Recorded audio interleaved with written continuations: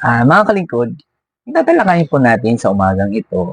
Ito po yung mga tao na talaga naman na patungkol sa Panginoon ay hindi sila nagsasawa na kumilos at kahit minsan hindi na maganda yung tinuturing ng mga tao sa kanila kasi iniisip nila na parang weird or parang hindi maganda kasi alam naman natin na kung tayo ay nasa Panginoon, ang desire ng puso natin na ibahagi yung salita ng Diyos. Pero yung mga taong wala sa Panginoon, hindi nila naiintindihan to.